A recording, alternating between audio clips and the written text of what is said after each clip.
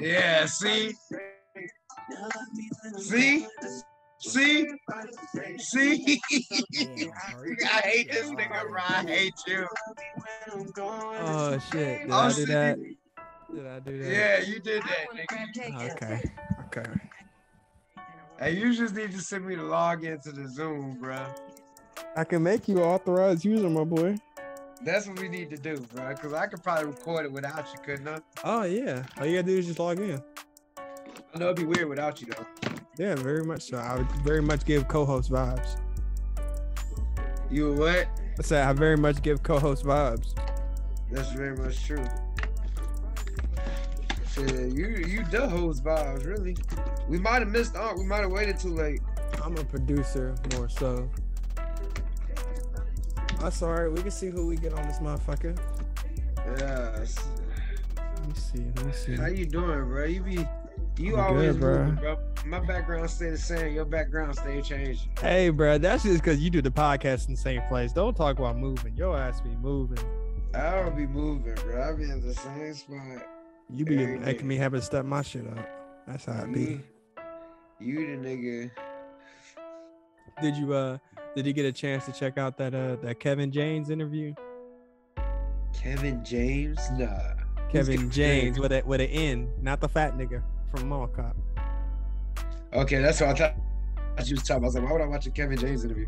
No, Kevin James. James is a producer, engineer, overall musician and shit like that works out of Hollywood. Well, he's from Louisville, but he works in Hollywood right now. He's in LA. He works for a studio type shit. But I did an interview with him, and it's very insightful. It's the dude who I was trying to connect through John Woo through type shit. He's the one who told me about. It was good. It was really good, really insightful. He had a lot to say about just the music scene and just he's a nigga in the industry. You know what I'm saying? Like I wouldn't say a nigga in the industry, but he's a nigga in the industry. You know, he understands the background layers of how shit go. Like I was like, what's one thing you learned from? Because he went for school for like sound design or sound production or something like that, engineering, audio engineering, something like that. And I was like, what was one thing that you learned that you didn't think you was going to need to learn? And he said studio etiquette, as far as knowing when to say something, knowing when not to say something, just to how to be in a room and add value when needed, but also basically know that shut the fuck up and just do your job. That's what everybody say. That's hard though. Yeah, so that's what he said he learned, and I thought that was interesting. But he's definitely. When did you go to a studio? Have you ever been in the studio? For me, hell yeah. Unfortunately. Why you say unfortunately? Bro? I hate being in the studio, bro. That shit boring as hell to me because I don't rap, and like I'm not necessarily no more. I don't rap. I'm definitely not the type to give you like I don't feel comfortable. Like since I don't rap, I'm not gonna be like, hey, bro, change this bar. I'm gonna let you do whatever you do creatively, and then if you need a critique afterwards, like the finished product, then I'll say something like, "Do I see myself?" If it's product finished, but it could also give you notes for the next time. You're gonna need that either way. You're gonna need notes on every single part. But I'd rather have somebody in there like you or somebody in there like Lilo. You know what I'm saying, in the session to make sure that once it comes to me, okay, I know you did the best you could. Like, you know what I'm saying? This is just where you at, like, artistically. That's all. I'm just not the nigga to be in the studio with you, bro. I'm not. I'll pay for it. I'll make sure you get to and fro. But I'm not pulling up there with you. So I'm definitely, every time I've been in the studio has been one too many times, bro. I went to the studio last weekend. It might have been the weekend before that. For the first time in some months, bro. How did it feel? It felt good. It felt like riding a bike. I wouldn't say that. I feel that. You stumbled a little bit. Nah, bro. I don't. I rap better than I ride bikes. So he said, never that. Never that. He said, I got more balance on the track than I do in real life. For real, bro. Real shit. Nah, I feel that. I was like, I'm not even in my final form yet. Right. I was like, the kids still got it. So did you go in there and make some heat or what? What'd you go in there do? Like, what's your process? I went in there. I'm on one of the Marty ciphers. Oh, okay. But he lost all the verses. So Oh, damn. everybody had to re-rap their verses, and I luckily I found it, so I just had to go in there and relay the verse, How do you and it feel wasn't about too that? difficult. I really feel like I'm ducking this ass whooping. What you mean? Cause you remember he talked all that shit about Milwaukee this and Milwaukee that. Oh, they lost. They're not, bro. We playing Brooklyn. Where are you at? We're not playing Brooklyn. We're playing Boston. Where are you at? You know I'm not like I'm not watching sports. I'm literally looking at a pool right now, like in Houston, bro. I'm not looking. Oh my at god, you just no living sports. the sweet life, bro. This thing about the flex on us. No, real talk. I was in the middle of a mad Uno game, bro. I ain't gonna lie. That's why you heard me all. Damn it, fuck! I'm over here misplaying and shit. Yeah, your These ass niggas, reneging. bruh, type shit on the phone and shit. Nigga, we got this shit called Uno Flip. It's the one where it's got two different sides on the cards type shit. To where like in the middle of the game, you on the light side. Okay, now you on the dark side. Different colors, every type, everything. Different type of card, different type of wild cards and shit. See, and I that's why I don't play Uno, because every time you play it, you gotta relearn how to play. Yeah, it's always house rules. That's the issue. That's the thing. It's like, well, how y'all play here? That's the first. That's it, bro. That's the first thing we had to figure out was okay. Are we doing multiple draws? We doing skips, trades? What we doing? Type shit. Stack, Monopoly, bro. Definitely like Monopoly. You play numbers or colors? Type shit. Nigga, both. It came down to nigga us saying Uno, and then a nigga put down the last card and said out, but I said Uno out. Uno. So like half the room is like, nah, that don't count. And the other half is like, nah, all you gotta do is say out. And I'm like, Out. Now you gotta say Uno out. I'm pretty sure you do, but we gonna let it ride. Is Uno? The game's over Uno now, out. unfortunately. Type shit. Hey, you needed me 20 minutes ago. Bruh, yeah. It's a little late, my boy, but it's all right. I appreciate your support.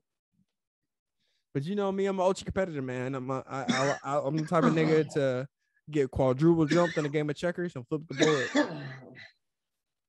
You say the type of nigga to do what? I'm the type of nigga to get triple jumped in checkers and then flip the board. I can see that though. Yeah, I don't can see that. That should be bullshit. Like I remember when we was playing basketball one time, bro. Your ass flipped out, bro. Somebody started to lose. I was like, what happened? It got serious. That's all. That's all. I remember a goal. I feel like one of my greatest defeats but best lessons was losing to that nigga CJ in UFC and on campus. I really felt like that was the fight of my life. Yeah. You just didn't think it was possible. Nah, bro, because like I'm like I can fight on the ground. That's the shit that I do when I get to play everybody else. I don't get to do because as soon as you take it to the ground, nigga automatically call you cheating. But just as much as it's a struggle, like imagine like how I am standing up, like I just got combos. You can't hit me, but I'm hitting you with all that shit. That's how it feels to fight somebody who's good on the ground. But I'm also good at the ground. But this whole time I've never had to play on the ground. This nigga keep fucking denying my transitions and shit. If y'all play UFC 3, you already know what the fuck I'm talking about. You already know what I'm talking about. It was just the issue, bro. And I'm pretty sure that bitch dragged out to like the last round or so. And then I think my nigga just tapped me out. And I felt so defeated because you know this nigga CJ, bro. This nigga walking in, the champ is here. Champ is here. This nigga was saying that shit all week. I'm like, bro, I'm gonna whoop his ass, bro. I'm not saying nothing to nobody, but in my head, I'm like, bro, I'm gonna beat the dog shit at this nigga, bro. Like, I can't wait. I can't wait, bro. I bet you come into my room. That's how I felt the one time I beat you in Madden. Nigga, I don't even play Madden like that, but I feel that because you in the room with a beast with Javen. You wasn't playing. Nah. Getting the win anytime playing that nigga, or just after playing that nigga, anytime I win, I know that shit's special because there's niggas out there. They're big buff black niggas from California named Javen. That's funny as fuck. Gotta whoop your ass in Naruto, Dragon Ball, whatever you trying to do. Welcome, bro. I don't think I introduced this, bro. Welcome to the podcast, bro. I might not even introduce it last time, bro. Shout out to the podcast, man. Right. Welcome. This is episode 300, nigga. This might. Hold on, bro. This like 20. I was about to say this might be 20, bro. Are we up to date on the uploads? I don't even know. I don't even know, bro. That's why I'm finna look now. I don't think I don't think we did. I don't think I upload. No, actually, I did upload Friday. Because I remember I actually uploaded that shit Monday, but I made sure to go ahead and do 2 episodes. We're on episode 19. All right, episode 19. We almost in the 20s, my nigga. Right. We get to the 20s, and I ain't gonna be able to tell us nothing. All right. So get ready. Certified. Get ready, because it's coming. Speaking. I was about to say, speaking of podcasts. Coming. Wait, where are you going? I was going to talk about Jack Harlow on the 85 South show. Oh, okay. What'd you think? I ain't watch all of it yet, but I saw it on there. I feel like this nigga Jack prepared for a setup. Like, I feel like he prepared like he was finna go see Charlemagne. Even though I feel like in his head he knew it was gonna be some cool shit, but I felt like he was way too prepared for the white jokes, or like, you know what I'm saying? Like, he didn't come out defensive, but like the nigga posted up on the couch on the side and played it cool, and he definitely gave smooth ass one-liner answers until he loosened up, until they started talking about music and shit like that. You know what I'm saying? Niggas asked, do we smoke? No, I don't smoke. You know what I'm saying? He was just like, he seemed like he was intentionally playing it cool. You know what I'm saying? It's one thing to be cool, you know what I'm saying? But you were intentionally playing it cool, bro. Like, you're not being your straight self from the jump. He wasn't Goofy Harlow. You know what I'm saying? He definitely wasn't Goofy Harlow. He worked his way into it. Like, you know what I'm saying? But I feel that, though. Ain't nothing wrong with that. It's just safe. It's just safe, you know? It's very safe. It's very safe. That is the exact word. Because that is the platform, nigga. You say some shit on the 85 South show. Y'all hear what Jack Harlow said on the 85 South show? Like, I can see it now. He could go viral, though. Ain't that what he want? No. That ain't what he want? Being a white rapper, being viral is the most dangerous thing to your career. Why is it dangerous? Because, bro, it's like a double-edged sword, bro. Like some niggas can go positively viral, right? I feel like if you're a white person in hip-hop, if you go viral, no matter, even if it's for something positive, they're gonna turn it negative because you're a white nigga in hip-hop. You know what I'm saying? Like, it's never gonna work. Going viral is never gonna work. Yeah, let me tell you this. Let me explain to you some bullshit. I was doing a podcast before this shit, and these motherfuckers was saying that Jack Harlow having 2 black people carry him into Kentucky Derby perpetuates his racism. I was like, what podcast you listening to? Huh? I was doing the OBI podcast. I was on it. Were they serious, or they were just saying that shit? They were serious. Like, Jack Harlow's racist, and like that makes him racist or some shit like that, or that was some racist shit to do. And I'm like, man, it was grown ass men who had the choice on whether or not they was gonna do that, and they got compensated for it. I was about to say, did they know the reason why he did that? Because he didn't want to get his shoes dirty for the music video with Drake at Churchill Downs. Yeah, nigga, you gonna have to. Yeah, it's like, yeah, that's what I'm thinking too. That's not racist. But they was like, so what was your take? Just that. I was like, it's a lot more racist shit going on than a nigga asking somebody to carry him through some mud. Like, a motherfucker walked into a store and shot a bunch of black women this not too long ago. If Jack Harlow's was racist, would he have 2 big black dudes protecting him?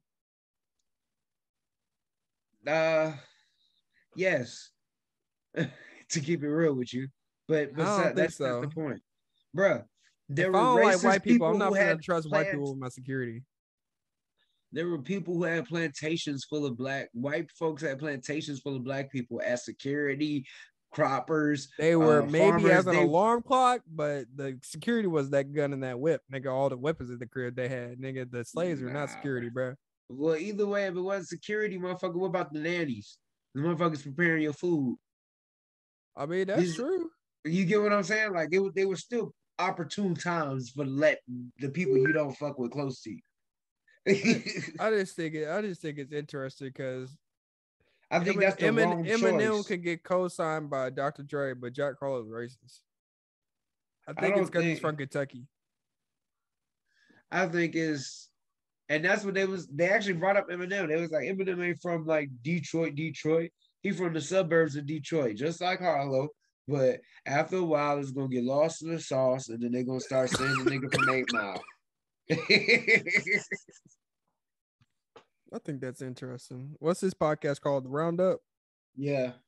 Okay. I think that's interesting, man. I definitely Shout think out to the that's Roundup. Yeah, that's an interesting point, man. I definitely see where you're coming at. I just may not personally agree. Who knows? Hey, I What got a if that was just a spicy talking take. topic? What up? Jack Harlow's album is better than Kendrick's. That's definitely a spicy topic because for some reason, like his album, Jack Harlow's album has grown on me since I've like re-listened to it since it dropped. I listened to I don't think I've listened all the way to Kendrick's whole double CD. I've listened to both of them top to bottom. But I've heard great Harlow. reviews, and is it because it's been so long since we've had Kendrick, or is it like because I feel like niggas is really hating on the Jack album, but I don't think it's as bad. Like if it's bad because niggas have higher expectations for him, then I'll take that. But I feel like niggas is really saying it's bad. Like niggas think the Jack Harlow album is bad or the Kendrick album is bad. Jack Harlow's album bad. On the internet and like in general, bro, I feel like niggas is praising the Kendrick album. Not that they're really going against each other, but you know what I'm saying? That people Kendrick's album got a lot of dope feedback. I feel like a lot of people are hating Jack Harlow's album. They feel like it's mid. Well, Kendrick could have dropped an album with him just breathing on it, and motherfuckers would have thought he was fire because of the weight. That's what I was saying. Like it's been like so long Frank since Ocean, Kendrick. Yeah, Frank Ocean can't drop a bad song because he's so rare. It's like I feel that's the same. Kendrick's got that same kind of luxury where it's like he couldn't drop a bad song because even if the song's bad, they'll be like, it's Kendrick, you just don't get it. And if it's good, it's like, duh, it's Kendrick. Like, see, that's how I feel about like in my head, I'm defending Jack's album. I'm like, am I just saying that just because he's a nigga from Louisville? Am I really saying that? And then I go listen to it. I'm like, no, bro, I like it. I really like feel like it's a vibe. It rides. It's real cohesive. Like I fuck with like some of the best like tapes he's put out. I fuck with Gazebo and I fuck with it's not 17. Loose, is it? Not 18 is the other one. I'm not the biggest fan of 18, but that was like still early shit. I fuck with Gazebo and I fuck with what's the one with Sundown on it? I'm gonna pull it up. The one with Sundown because the tour was called Loose. Tour. Oh, so the whole album's called Loose. Okay, yeah. Perfect timing. Hold on. I fuck with Loose, but I also fuck with Come On the Kids Meet You because it's all a vibe that it all fits. You know what I'm saying? 18, and then what's the one? What's it? Confetti? That was kind of all over the place with the sound. You know what I'm saying? What he do? Yeah. What's good? What up? My dog dripped up. She must be I was going to say something. I was about to say, yeah. Ooh. God damn. Ooh. Shit, nigga. They had to step on this, nigga. I just got a t-shirt on. That's crazy. I just came from a birthday party.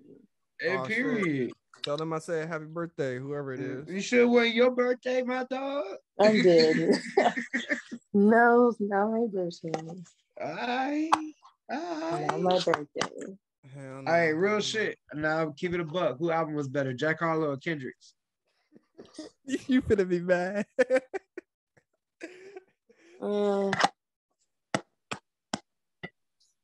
I don't know if I could compare the two though. Just because I know that Kendrick don't make the stuff that Jack Harlow makes. Like sure. I feel like Jack Harlow is just radio, radio hits. Like Kendrick stuff gonna take a minute for niggas to really get into it. But which one did I like more?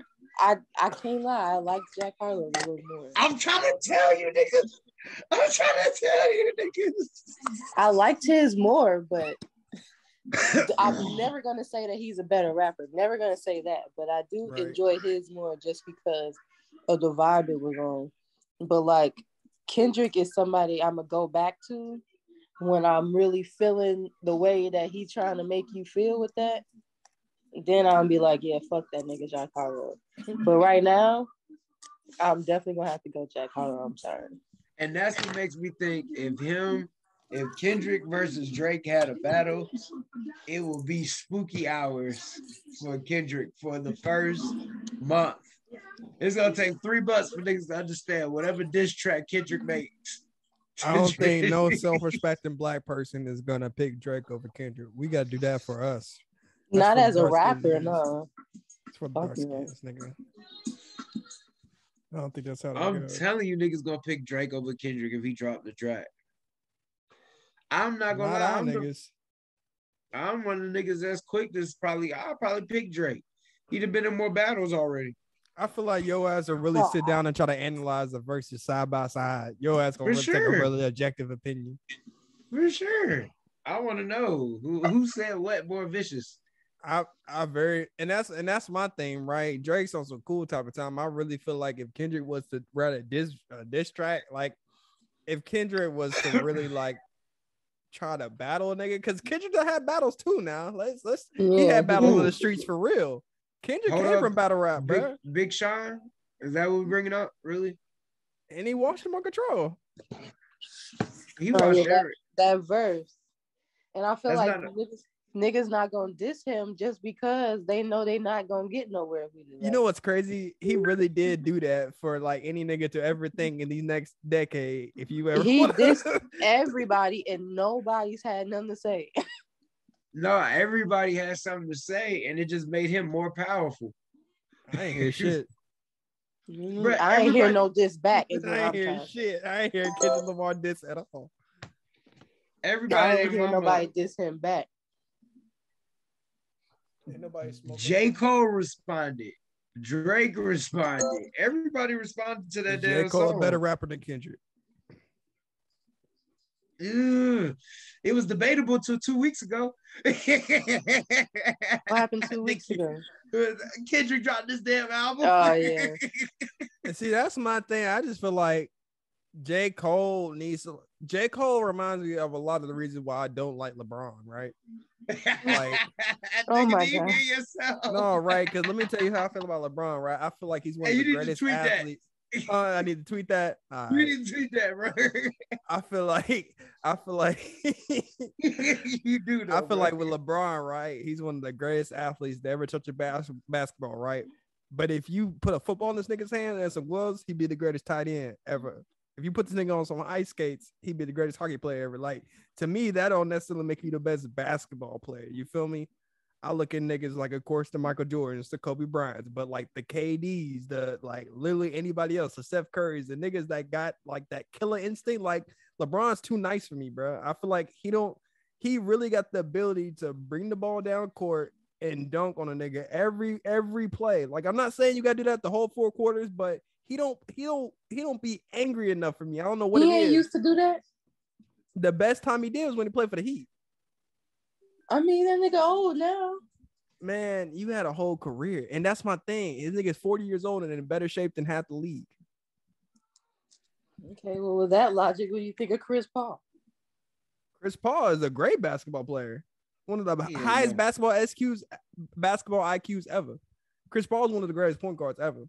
He's a better point guard than LeBron. But I don't know, like, statistically, if I can compare him.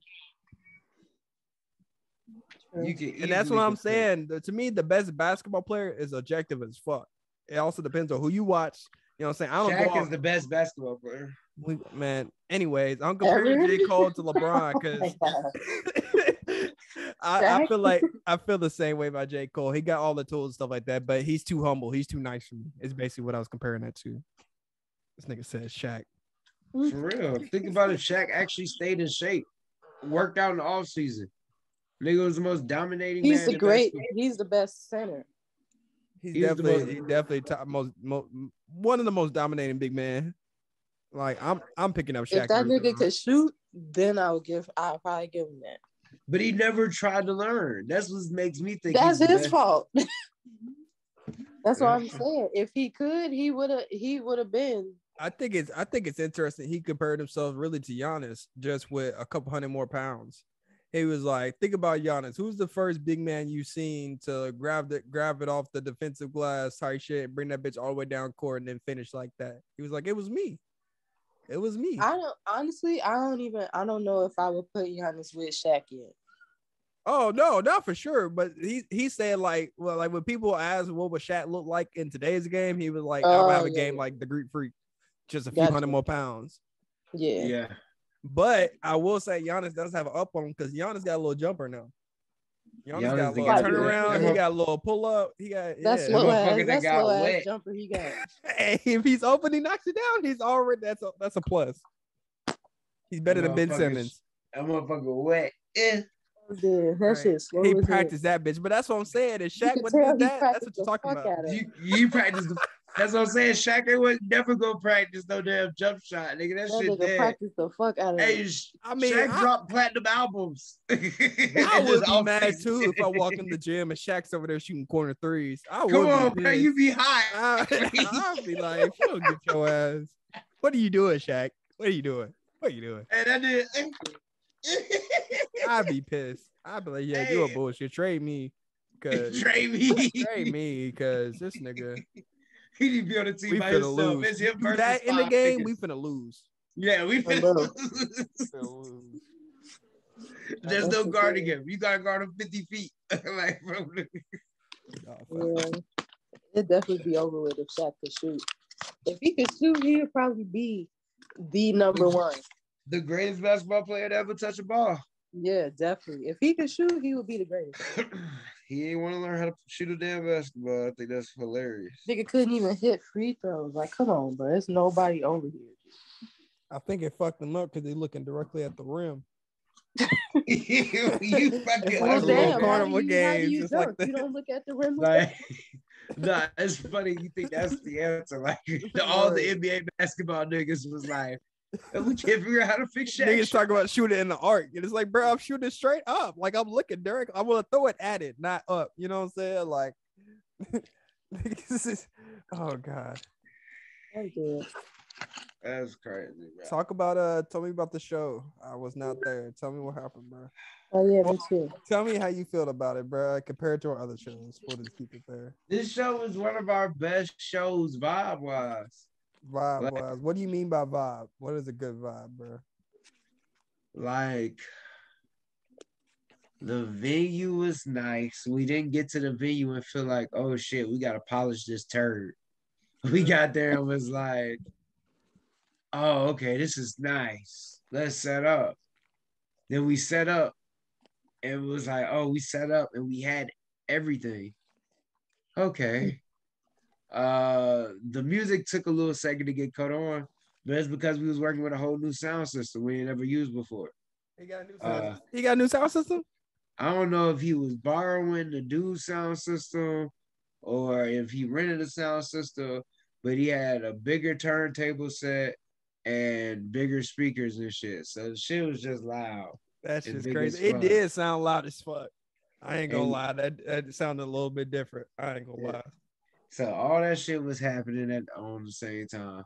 Then all the rappers that performed, because there were so few, I felt like it was a good vibe. We didn't start nowhere near on time, bro. Because we started just vibing. We started at like 8:30 and still finished before 11. How many rappers you end up having? Like 10? If that. But you know why that's an issue though, right? Yeah. But like you like the vibe wise though. There wasn't, and that's what we were just talking about that today. There wasn't a rapper that like killed the vibe, or if they did, they didn't have a long enough set to destroy it. Right. There was what's that shit called? Oh God. Ill Vibe Tribe. Yes, Sirski. Crazy set. Salem Ave, crazy set. Like everybody was going crazy. Oh shit. Lilo sister bullshit. Dun dun dun. I felt it coming. How about them boys? How about them boys, huh? What's going on? And oh shit, hold on. Oh, okay. Lilo, what's going on? What's up with you? Hey, man, how you been? Pretty good, pretty good. I ain't seen you in a minute. I know I haven't been on in a minute. I had to get on today. Yeah, I got better shit to do. I found the Lamar song. You said you found. Yeah, he put me on and found me a good Kendrick Lamar song. Oh wow, what song is it? The Heart, Part 4. That was good. That is it. 5. Hey, I said I'm gonna give credit where credit due. I said, next time I see you, I gotta tell you, hey, that ain't no top 5. Now you can't do it once, but that's what I'm talking about right there, though. That's what I'm talking about right there, though. Did you listen to the album? No, I ain't listened to the album. I haven't had a chance to. I ain't gonna lie, I ain't had a chance to listen to the whole album. That's what I'm saying. Different. Whole album take a while for me to listen to a whole damn album now. All that time you in the truck, you ain't going nowhere. What else you doing? I gotta be entertained in this damn truck too. Goddammit. That album go keep. To start dozing off on the motherfucker. Yeah, it ain't good, but what's all? Man. No, I think this album gonna keep you awake. Even though we was just in here arguing if the Jack Harlow album is better than the Kendrick album. Our first listen. Like, there's no questioning whether or not which album has better raps. Huh? Y'all got conversation. Y'all gotta leave me out of that conversation right there. We need you to hear both of them. I'm kind of curious what you think. Yeah, let me get settled anyway because I almost dozed off watching that game. It was boring. That one made. But no, the game all right, man. But I mean, shit, I've been driving. Shit, I just almost dozed off. I said, goddamn. Oh yeah. Yeah, it's a little less entertaining when your team ain't in it. Yeah. They keep doing. Right. They keep having like the same type of one team blow out the other, then the other team blow them out, and then they like, bro, can we get one close game that's exciting? Like everything is just like, oh, one team finna win, finna lose bad, then the other team finna lose bad the next game. Well, I know we're gonna get to that in sports. I know this damn because it ain't nowhere near cold in the motherfucking Louisville, and I see the boy got all this damn hoodie on and his sweater cap. No, it's windy in this house. I'm sure we're gonna get. It's windy over here. It's cold as hell. It's a blizzard.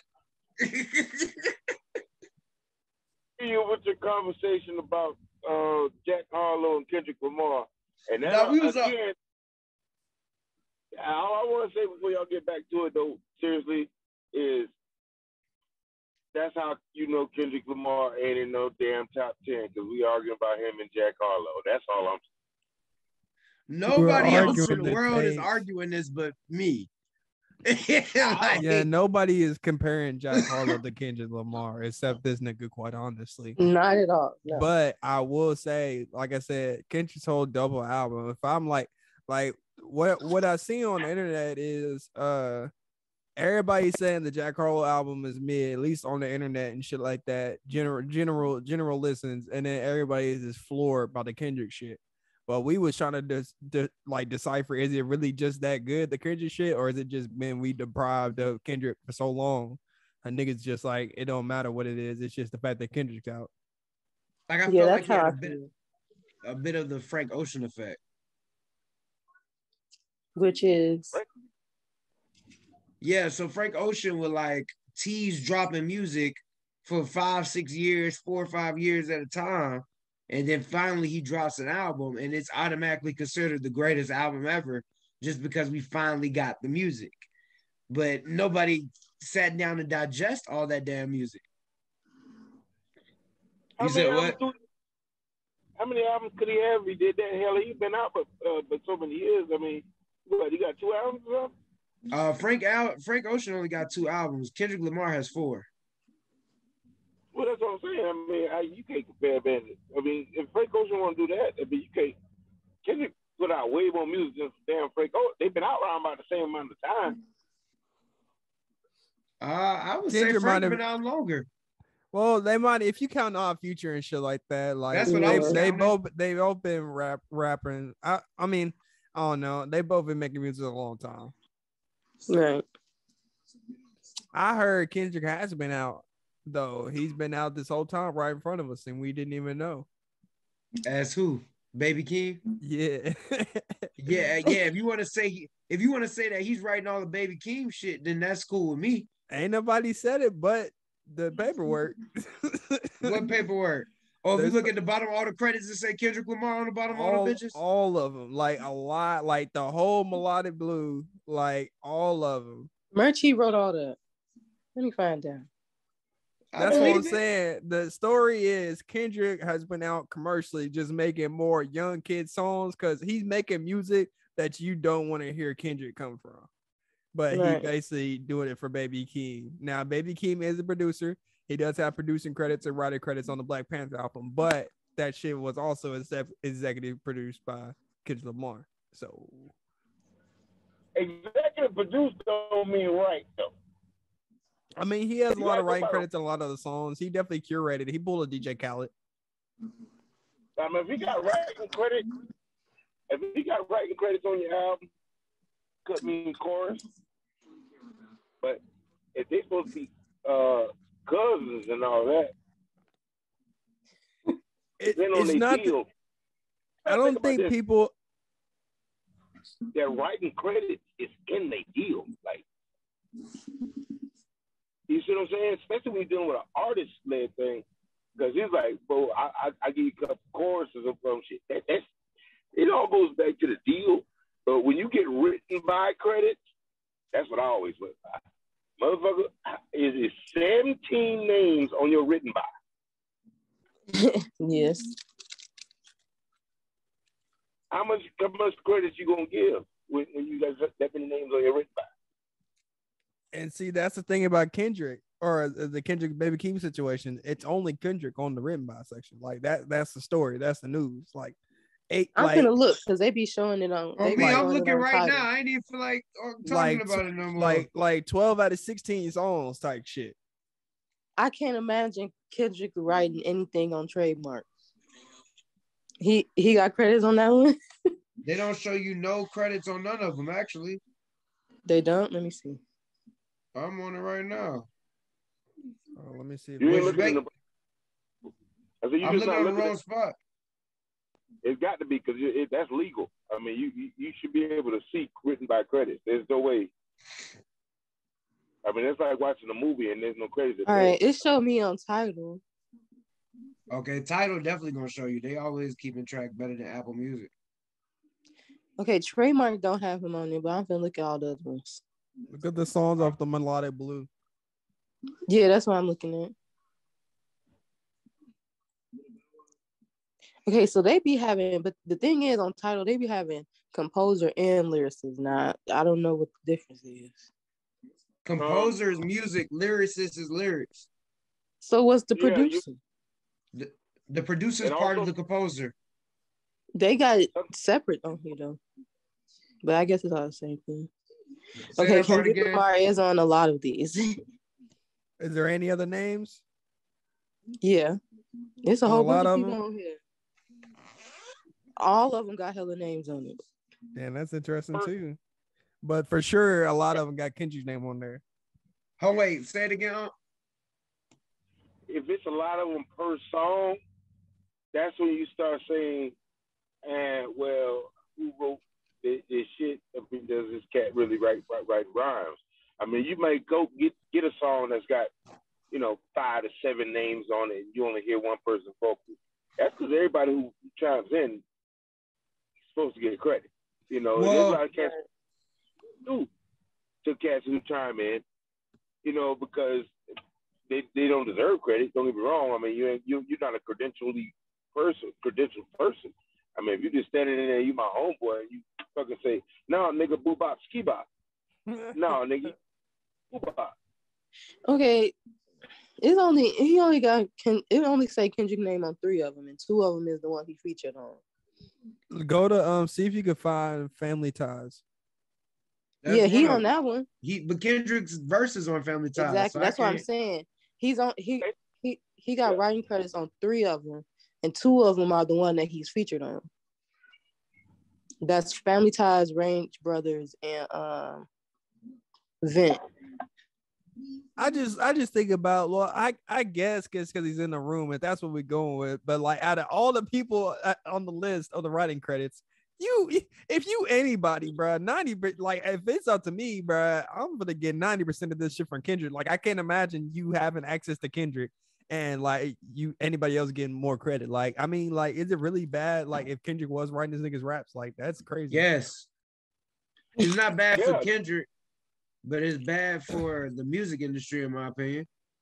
I feel like Baby Keem's a producer. He maybe wanted to be feel artistry. Like after listening to this new album, the new Kendrick album, I feel like it might be a little bit more the other way around. I feel like Kendrick might be sucking up a little bit of this young nigga juice from Baby Keem. Because it seems like the tracks that go or are hard, Baby Keem's on the motherfuckers. Or you hear his voice just ad-libbing something. Maybe Baby like, Keem's just hard. I wonder if Baby Keem... Nah, I'm not giving him that much credit. Okay. PG Lang out here? Okay. I don't think Baby Keem by himself is hard. I think he needs Kendrick Lamar to help him. Well, look up the credits on Kendrick's new album. How much of an influence does Keem have? Yeah, there's Keem on there. Is Keem on that bitch? Yeah. Is he on there for composer? I think he featured on the album, ain't he? He's featured on the album like 3 or 4 times. Yeah.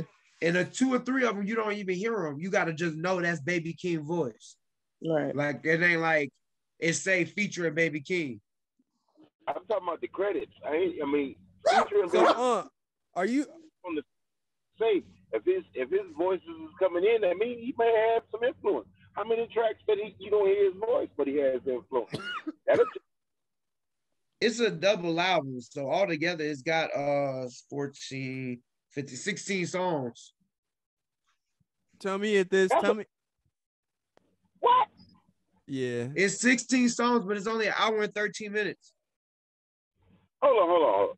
How the hell he got a double album that's 16 songs? Nigga, there ain't no fucking double album. Like, that's one album.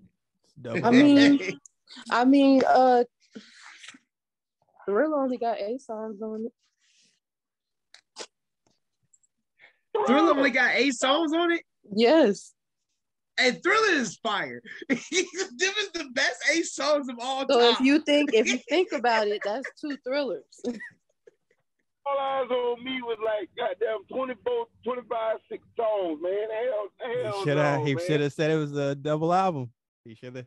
That's a triple. That's a triple album. Right, that's a double album. What you mean? 14. Hold on. I think I had 12. I had at least 12 to 14 songs of my album. You got tricked. 4, and I could have put out a double album, nigga. I would have been iconic. Like, what the hell? Get the fuck out of here. Double album. You got 16 songs. Y'all niggas is hell. Chris Brown put out an album with 40 songs on it. Y'all niggas are made. And nobody listened to all 40 of them damn songs. That was a double album. Hey, he dropped one with more than 40 songs, if I'm not mistaken. Yeah, it was like 50. He just dropped 2 of the motherfuckers. We just call it that. But let me take it back to the Baby Keem situation. Like this is the story for what I know with this Baby Keem shit. I don't know if you're aware, but basically Baby Keem had been producing, making music for a while and shit like that. But he kept the fact that he's cousins with Kendrick Lamar secret, basically. He didn't want nobody to know, and he didn't want, you know what I'm saying, what's happening now is what he didn't want people to know or want people to think, you know what I'm saying? So it comes out, I think he had, what was one, he had that Honest song, that shit kind of blew up for real. And then out of I would say out of nowhere it gets announced, especially when Kendrick announces his new label. His new label comes with Baby Keem, and oh yeah, by the way, we're cousins type shit. And then now and then you get Family Ties and then Range and all the real niggas already knew. I guess. I was just about to say. Does that sound real though? No. Sound like some bullshit, right up? There's no way there's secret. There's no way there's a secret. And for two, where'd you come from? Everybody in the music industry always want to know where you come from. That's like number one thing. Like, why are you standing here in front of me? That's one of the things to making connections. That's one thing I always, you know what I'm saying, I always did, was have a reason to be standing here, not that I snuck in. You know what I'm saying? There's no way. I mean, I'm sure they probably kept it generally public, generally public. If tried to do that, he never said it in interviews. He didn't put it on the social media. He didn't put it out there like that. And I'll give him that. You know what I'm saying? I'm not doubting that he went about his business as if he wasn't. I'm not doubting that because I don't know. But I mean, I find it a hard time to believe that, like Saeed say, real niggas who came up around him, people who get beats from him, that influence of Kendrick saying, you know what I'm saying, I find it hard to believe. The same shit with like Jaden Smith shit. I mean, it's like, nigga, if you got connections, nigga, you use your connections to get what you get. Don't be mad, nigga. I ain't mad. Shit. Nigga, I wish my daddy was Joe Jackson. I took them ass whooping. I took a lot of them. Didn't get shit out of them. Shit. I mean, I'm just saying, that's how this business works. Do y'all feel like God damn, he done found a way to bring up that Jaden Smith shit. It's Jaden, no. That's funny. It's motherfucking Jaden. Nah, but all right. Did you listen to the Pusha T album? Backstabbers. Fuck them backstabbers. I listened to a couple songs on the Pusha T album. I did listen to a couple of them. I haven't listened to it as a whole. But I mean, it's the same Pusha T to me. Same Pusha T. He can't get no better than me. He already got better. He can't get no... I mean, you try to tell me this album's better than the last album? I haven't listened to the whole thing. But as far as some of the songs that shown, the last joint that when he was dissing Drake or whatever, it's not better, but he got better then. But I think he's a good rapper. He's a good rapper. I don't know. This album here hard. The last album didn't have Pharrell. The last album just was. It's like the Kendrick, the part that's just Kanye West is cool, but to hear him back with Hugo and Pharrell again on some of these new beats is kind of ignorant. I mean, he's good. He's good. He got better. He got better like he was supposed to when he matured into it. I just don't think he's gotten any better from what I've heard of the new album. Heard some new stuff. It's good. It's good. It's good. I mean, I just can't. Y'all niggas hand out greatness way too easy to me. Y'all just hand out greatness way too easy. I don't think that's the case. I think y'all. Great. There's not that many niggas that are great. I think y'all don't want the niggas that are, but y'all holding hostage the niggas from the 80s and 90s is great. And some of them niggas ain't great. Let go. Yeah. I just feel like y'all don't be giving niggas a chance. Like, it's a Hall of Fame because they put the bust in that motherfucker and they bitches bronze and they ain't going nowhere. You got to burn all of it down to get rid of them busts. You can't just give out busts. You can give out articles that go in the Hall of Fame, in the Hall of Fame, or they balled and they caught some. They ran 6 touchdowns, but they ain't no Hall of Fame player. You ran 6 touchdowns in the game. Your motherfucker, the 6th touchdown might be in the Hall of Fame, but you ain't in the Hall of Fame. Nigga, y'all niggas hand out greatness too much. for a career. Nigga, getting this Hall of Fame, you got a permanent bust. So you have to hold that to that. This is permanent once I put him in that. That's all. That's what we saying. Yeah, and there's some niggas that y'all made bust for these permanent ass things, and really these motherfuckers just needed a piece of aluminum, like you know what I'm saying, into the real greatness got An here. address Like, on it, name one. At the time that they're enshrined. That's why they're enshrined at the time that they're enshrined. Because the game can change. Look, if that was the case, nigga, Johnny Unitas wouldn't be in no motherfucking Hall of Fame. Shout out U of L. Wouldn't be in no fucking 2,000 yards a season. But they was great when they played. You know what I'm saying? These kind of people were, I mean, Eric Dickerson got the rushing record. He's great because it's still there. Nigga, but fucking Walter Payton was fucking great. You know what I'm saying? I mean, you when you enshrine somebody, you enshrine them for when the judgment was right then. The judgment for y'all niggas is getting too easy to get enshrined. That's why we're pushing back. That's why the older people, that's why we're not pushing back and saying, no, Kendrick ain't Hall of Fame, or these people shouldn't be in the Hall of Fame.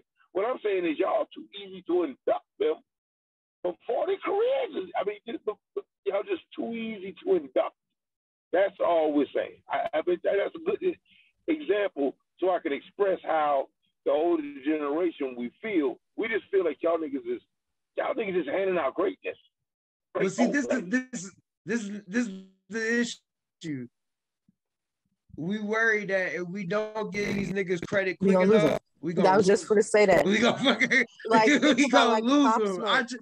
That nigga was really finna change the world, and now he's dead. Like, I feel like that's why we give people the flowers or whatever so quickly, because in our generation, niggas dying, they dropping like flies. Like, it's always another rapper that's dying. Like Lil Key just died like last week or whoever, whenever that was. Yep. Like, and not to say that he's one of the greatest, but he was still a rapper that was coming up, like, and we was liking him. Like, Lilo was saying Biggie don't supposed to be in the top 10. I can't believe he out the top 10. But you say now and saying, well, we got to get him before they die. Damn. Well, keep it to the same standard. Exactly. Hey, ain't nobody young and died quick we tried to put in the top 10. We just saying they nice. No. That's not what she just said. And you agreed.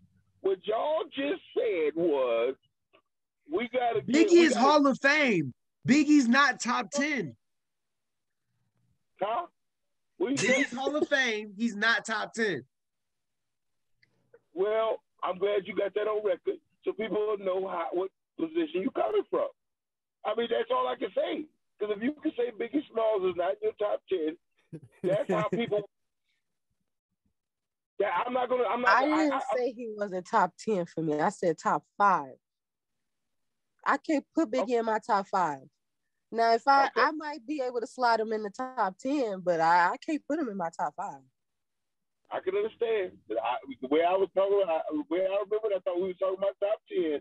It's been a while since I talked to you, but so I top 10. But I know. But all I'm saying is, you saying we want to give flowers before they gone, and this man top 10 6 months before he died, 3 months before he got killed, and you didn't want to give the credit. But if you say not top 10, because music been going on too long to give up top 5s. So if we was only talking about, I can get you on that. But all I'm saying is, that's all I'm saying about the handing out greatness. Hand out greatness to everybody. I think it's a young thug. I think young niggas have the ability to be greater faster. I feel that since there were so many greats and Hall of Famers that we can literally like come and get inspiration from, I feel like it's just a different level out here. So like if we comparing like what an older person may say is average, and we comparing it to like what was great back then, that should already say something. So the great of our generation is definitely a little bit different. No. I've never done that. No, there's no way you can say. There's no way you can say that you can get the greatness faster. You have a harder way to get the greatness. I mean, to me, you have a harder way to get the greatness because so many avenues already been taken. You know, I mean, two sides to the same coin. I feel like the greatness is there. You can take inspiration of it, or you can compare yourself to it and criticize it's about it. hard either way. It's just, this is what my opinion, this is what I've learned. The moment you think you figured out how to crack or break into this said thing or become something, the way to do it has just changed. So you get what I'm saying? Like, the moment everybody was like, no, you got to go to the studio, print out the CDs and knock on these doors, the internet came. You get what I'm saying? Streaming. And it was like, you got to start putting everything up on streaming. And now you do that, here come NFTs, or here come whatever else is the next thing. You know what I'm saying? Like, it's always something the moment you think you'd have figured it out. So it's really like, that's another reason why I don't like comparing the older artists to our artists now. Because like the older artists had to sell CDs. Like that shit is different. The artists now don't have to sell CDs. And I feel like if it were different, then maybe we could, like, you can't compare nobody to Michael Jackson. Oh, this Michael Jackson sold this much. Michael Jackson had 1,000 niggas standing outside his hotel because there was no other way to see him. Like with the internet, it's so easy just to get everything at one time. Like, and I guess that's what I mean by it's easier to be great. Sales teams. Exactly. So people keep bringing up the Michael Jackson. It's like, it's not going to ever be that way ever again, because say I'm a big Beyonce fan. Ain't nobody finna go outside Beyonce hotel and wait for her on Instagram. Because nigga, we already seen on Instagram where the fuck she was. We got bullshit. If Beyonce's motherfucker is listed, or somebody finds out where that shit is at, you gonna tell me it won't be 20,000 people sitting down that motherfucker? They don't know. Not that many people. That's why it's a different type of relationship, though. You know what I'm saying? She's able to she's able to control what you see, and it's like you get your cake whenever she decide to give it to you. You ain't got to go out and find the cake. You know what I'm saying? Yeah, I'm not saying ain't gonna be nobody, but I don't think it's gonna be as many people as it was for Michael Jackson. Not if it's not no like actual event, like not outside her hotel or while she at dinner, like not then. If it's like the Met Gala, sure. They can do a better job of hiding her. There's only certain places she goes, and those places are gated off now. But Michael was doing this shit. Michael was sitting on a hotel that was sitting on a fucking public street. I mean, the hotel was sitting right there on Wilshire Boulevard. They can't motherfucking stop Wilshire Boulevard. No, them people just gonna show up out there. They can't stop. Will there ever? I mean, that's it. I mean, if you that large, that's what it is. Like you say, the difference is just ain't Michael. It don't make Chris Brown Michael because people. That means Chris Brown ain't. That don't mean that, no. I don't agree with that. Beyonce, I guarantee you right now, Beyonce was in, outside of LA, New York, Chicago, Miami, where, there's a permanent place for her to stay. When she on the road, if it leaked out where she was staying there, when she was doing the show in between Memphis and Atlanta and Nashville and Louisville, was she in that leg of the tour right there? She staying some motherfucker where. And if they knew where the fuck she was at, they'd be out there. And they knew in advance, they knew in advance where Michael was coming. Like there was only 2 places in the city where the nigga would stay. So people would just get. That's true. So I mean, if you then you're just not that great. I'm not gonna say that. No, you're just not that good.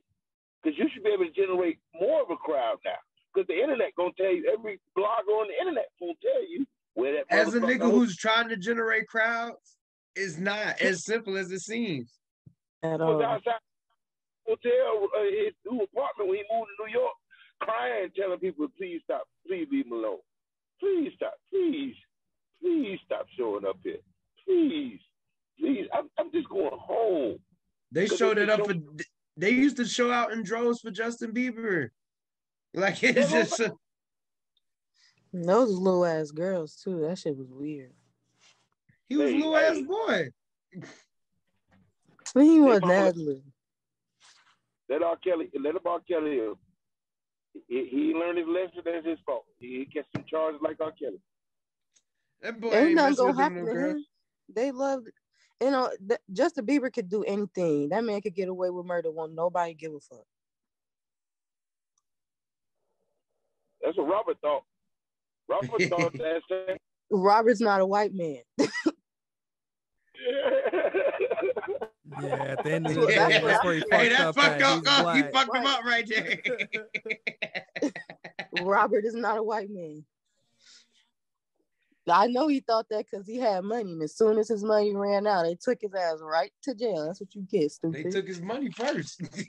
Exactly. As soon as that shit ran out, see you in prison, my boy. Now everybody turning on you. You ain't got no money no more. Justin Bieber, if that man was to go rape anybody and do the same things R. Kelly was doing, nobody would care. Unless he do it to somebody famous. You see R. Kelly in there with the black dude who shot up the train? Yes, I saw that. R. Kelly best friends in that motherfucker. R. Kelly in jail with who? A mass shooter, basically. R. Kelly in jail in New York. So, because he citizen trial and shit up in New York, he say him and the dude eat breakfast together, eat all their meals together. They say R. Kelly they're besties. Again. Might as well, either y'all niggas getting out. Might as well be friends. Robert ought to be bad shit. He ought to make everybody who come in his life special nigga. Nigga, he ought to be writing songs for niggas' wives and shit. Nigga, hey, it was a video. This little girl had her daddy in the same jail. She had him singing over the phone. Hell no. You could tell it was hella people asking him too. He was tired. He talking about but he still sung it though. Yeah, he making money. He need that money on his books. Man, shit, he ought not need no money. Shit, niggas are still putting them songs up on motherfucking Spotify and shit. I don't give a fuck. R. Kelly still getting some checks. That nigga ain't broke. You sit there and think that nigga Whoever broke. owns his estate. To have, but that nigga ain't broke. I heard it was frozen. Especially if I put a nigga in prison. And he ain't rich enough. So R. Kelly versus Michael Jackson in the verses. Man, come on, this. We done did this. Man, no. I don't remember. I'm sorry, but we've done this. Michael is not gonna allow Robert Kelly to win that. That nigga gonna get up and moonwalk or some shit. It's gonna be awful. There's no competition. What's going on? There's no competition. Chill out. That's not gonna work at all.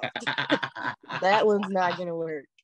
Chill out, man. Let's chill. Let's just chill. No, I don't even want to go there today. Look what you started with. I think that's hilarious. I think that about to piss everybody off tonight, bro. We was having a good time. So you might have been right? So we had a show the other day, and we had about less than 10 artists as far as like niggas that signed up and shit like that. But next time, I wasn't there. But next time said it was a good vibe. He felt like that as far as like the show going, or like as far as it running and being there, it was a better vibe. You still standing on that? We had 11 artists perform.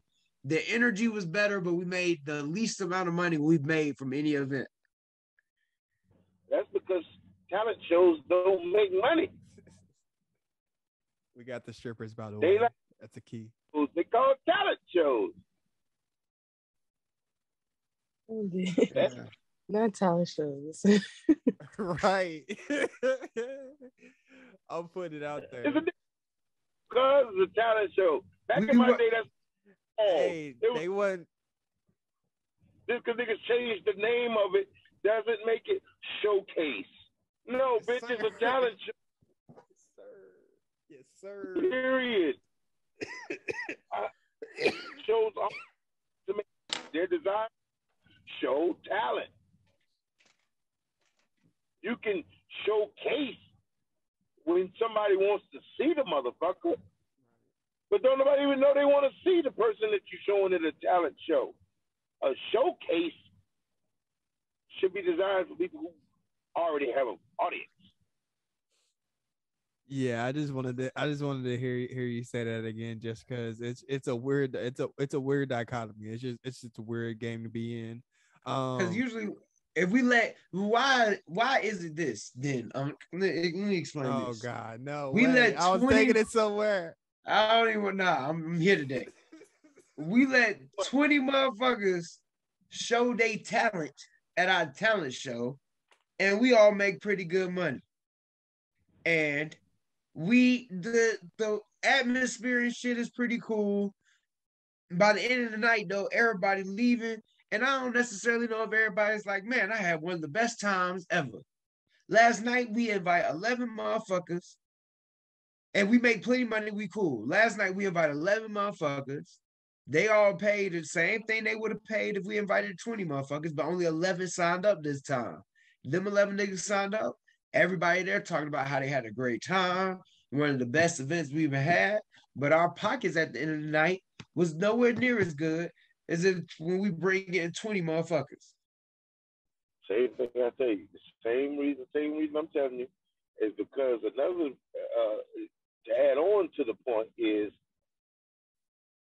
one, talent shows don't make money. They're not designed to make money. They're not gonna make money because that's not even the base. That's not even the business plan for it.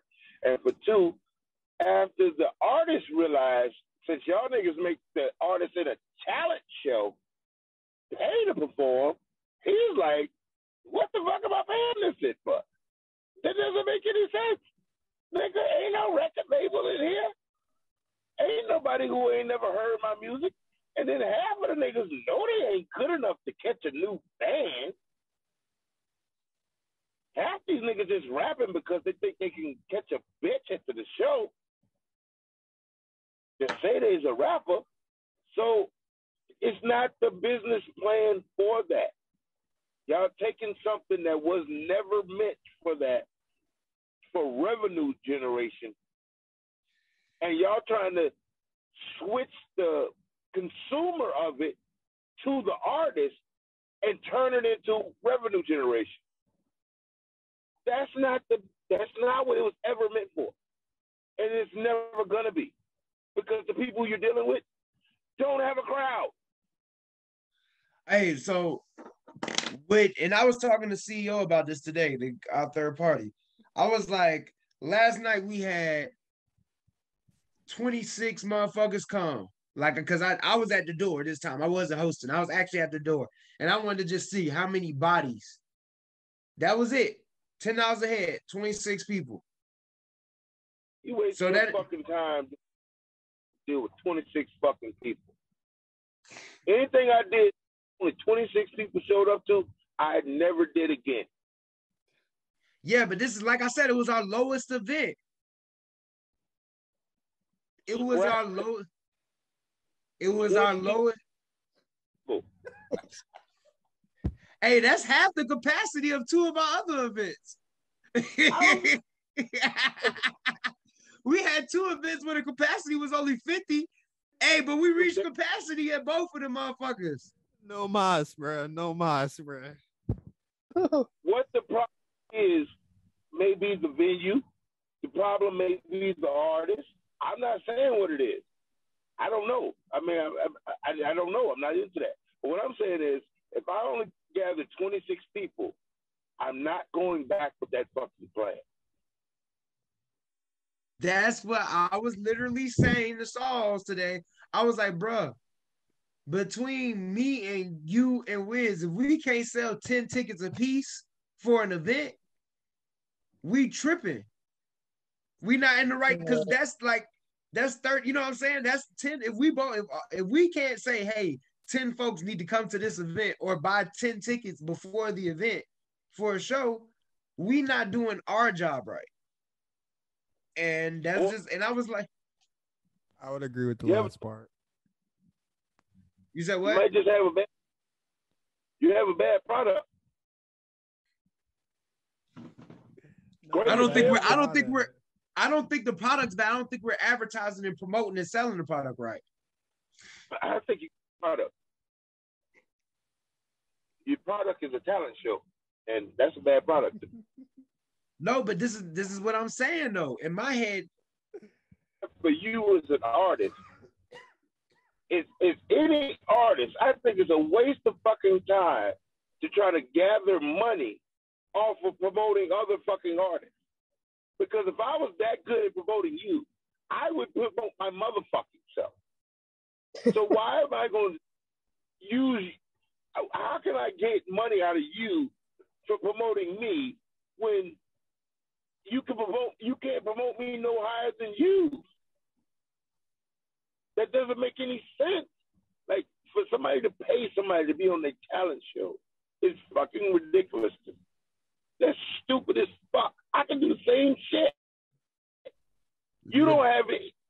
Motherfucking Jay Prince ain't fucking showing up at your motherfucking talent show, nigga. Now, if you was a nigga who had them kind of connections, I can understand that. Shout out to all the vendors. All right. Cat, who got some kind of business with Jack Harlow. I don't give a fuck what kind of dealings he has with him. Just being in the city, there's niggas in the city who got dealings with the nigga. May have produced something, may have done some work with him, even if it was before he blew up, right? This cat has a name that he can put out there to try to throw a talent show or two. But he can't even keep that going. Put fucking body on to Jack Harlow. Jack Harlow ain't showing up at his show. Jack Harlow in fucking Europe is putting on his fucking talent shows in Louisville. That shit don't work, dog. That is. But what I was trying to say. Build next time shows. That's all. Can I finish my point then, nigga? Golly, that's literally what I was saying. I was trying to say, I was like, we can bring this many amount of people ourselves between me and you. So we need to just throw a show for ourselves and then curate the artists that come before that to make sure that we bringing out more people. But could we have a show for just me and you every month as artists? That's what I said in Louisville. Why not? And that's what, and I was trying to figure out, like I was legit. Because I'm going to tell you why. Because something that Wiz was talking about on shows before, we was talking about the shows and trying to get it together. Y'all niggas don't even want to pay for no DJ. Nigga, it ain't a party, nigga. Y'all niggas, I'm not showing up to watch 20 motherfuckers go up there and do songs I don't know. I'm showing up, okay, it's a party. Then when the party winds get to a high point, then you come on, you do your motherfucking rap show. Then we go back to Drake, nigga. Then we go back to Drake and the Migos. If you niggas can't hold it down to do a show while niggas playing DJ music, then that's another problem that you got to worry about, but that's a different story. But that's why. Nigga, make it fucking club. It's party. It's not your fucking show.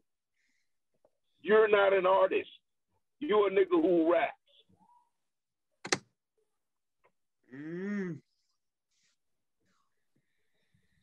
Is it the music scene is different in Louisville than Charleston because there's motherfuckers who are getting booked gigs. Why? How you? If you're getting booked to do gigs in different cities, bro, you can be an artist in Charleston. You can live and survive and be an artist in Charleston. You can't say that's not a thing. Ben. Huh? You act like Charleston's the only place I've ever been. I did music all over the Southeast. I did in every city.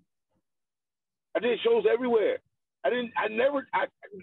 Charleston probably compared to either Charleston or other places, I did more chose other places than Charleston. I can give a fuck about Charleston. Charleston was never going to get me on. Charleston was never going to get anybody on because nobody ever came from there. There's no base there. How you going to get on? And that's what I'm saying. There's a base here in Louisville, though. That's what I'm saying. Trying to argue me is the industry. And Louisville and Charleston ain't no different because I guarantee you Jack Harlow didn't get his motherfucking deal fucking performing in a goddamn bullshit ass club in fucking Louisville. It was in Atlanta. Oh, it was where? It was in Atlanta. In Georgia. Atlanta. Oh, he just happened to be from fucking Louisville, decided to leave that piece of shit town. Back in my day, shit like saying, we gonna blow up this city. That's the dumbass shit we was on. Oh no, I don't want to. What if I move to Atlanta for everybody there? Shit, I'm gonna blow this city up. No, you dumb fucker. There, well, that shit don't work. What I'm trying to tell you is, you can have 1,000 talent shows. You can do every talent show in Louisville. Don't make a fucking difference if you can't sell a record in Nebraska. I always said that to people. Doesn't make a difference what you do. If what you do can't sell in Nebraska, sell that motherfucker in Nebraska, then I'll holler at Yeah, funny.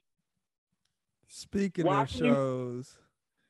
If you it's in Nebraska. I fucking hate Nebraska. I hate where it's cold. I know some niggas in Nebraska. I know some. So you can't make I actually do know somebody in Nebraska. It's probably still cold up in that motherfucker. Facts. No hoodie on today, so it must be fucking cooled off out that motherfucker. Yes. Tell them about your audition, Lilo. Audition. Yeah, so like last month, was it? Did we go to their show? April. Yeah, so last month we went to a next Showcase USA show. And that was the show we was talking about where they had the industry niggas. Yeah, the industry people and all that. So I auditioned for their show in July. And in the audition, it was cool. Like, they had people sitting outside and they called you in and whatnot. You know how they do it on the TV show and the movies and stuff. And I think it went really well. I think everybody really liked the song. They really liked my vibe. They said I was smooth. And then it was like, they like low-key started reading me and stuff. Because they talking about, are you shy? Are you usually a shy person? And then they're like, I didn't even sing a song, but he was like, can you sing? You sound like you can sing. And I'm like, damn, how'd you tell that? Because like the song that I did had no like melodic part in it. So I'm like, damn, how can you tell from that? But yeah, I think they liked everything. I do believe that I will be chosen to be in their next show. Did you see the one where they did it at House of Blues? I did not see that. Oh, that was the last one they did at. But I just feel like, so like they shit is like a talent show, right? But like you remember how many people was in there. I don't know how, like, if they had to pay the venue or not, bro. But if they sold tickets, if everybody in that motherfucker paid, how much was the tickets? What, $10, $20? Yeah, 10, I think. Shit. I think they have great talent shows. But like y'all said, it was a label party. It was people from the industry. It was. I was getting to. That's why I don't want to break off of the lead on the story is, Lilo, why did you go down there? What made you say, I'm going to go down there? What, to the audition or to their show? Both. I thought this was all the same thing. It was the same people. We went to one of the shows just like spectating and shit like that, just to go like meet artists and shit like that. And that's where we saw them where they had the panelists and stuff like that. They had a few niggas that like have done stuff around the city and in the music industry and shit like that. And then I had seen that they had auditions for the same thing, but in July. So I sent it to her, and she signed up and she went and auditioned. She did that Friday type shit. Exactly. So that's what I'm saying. You knew that there was some influence there, and you knew that. So you didn't have no. Did you pay to go this time? Did you pay? No. Oh, okay. And then so if you get picked, you're gonna go down there and you're gonna do a show that you're not gonna have to pay them for, correct? Right. I don't understand how this is not a business plan that y'all can't see as separate from what you're doing. These people have apparently influence because y'all are checking for they apparently have influence. They're not charging you, but yet when they show, they're doing their show because they have a crowd. They have a crowd to put on these showcases. That's to showcase intelligence. Well, damn. I knew exactly where he was going to go. I knew where his point was. I was thinking that too. I was like, well, why did like? Because I think I just seen it on Instagram type shit, and I was like, I've been meaning to try to get to Chicago because we went to 2 shows that weekend or whatever type shit, and I was like, all right, this seemed decent. I don't remember exactly what it was. I literally just seen like I see a bunch of shit on Instagram. When I got there, the bar was nice type shit as far as like the actual spot they was in and stuff like that, and I had checked out a lot of the artists beforehand, just seeing on who they posted shit like that. I mean, it was interesting. It didn't seem like no bullshit as far as like it seemed very professional. And then if they did auditions and shit like that, like they did this time, then I feel like that's a dope ass element. But I guess that's where they're different at because they have like an app and shit. They have like they have a whole technology behind it, and then they have like basically they develop the artists and shit like that and make sure, like you said at one point, that they're not whack. So I wanted to invite somebody else that came from the producers corner that I went to. Because I went to a thing called Producers Corner, and it was an event put on by the manager of an artist named Mars. Mars is signed to RCA Records. She's currently on tour with her. So he had a Producers Corner seminar where he invited a bunch of motherfuckers, and you had to pay him $10 in advance to get the address of the event the day of. When you got there, I thought motherfuckers was gonna be like showing they new beats they might have made or new tracks and shit like that. Nope. When you get there, it's a motherfucking learning lesson. And he's telling you how to upload and what tools and what different things you can use to make sure that when you putting out music, you putting out music the best way and the best quality. Are you feeling like those same type of advantages are gonna happen if you have a good performance at this show? Or like why is there an audition process to get onto the main stage? That's what I'm kind of curious if you know, or do you have an idea why? And that sounds like two totally.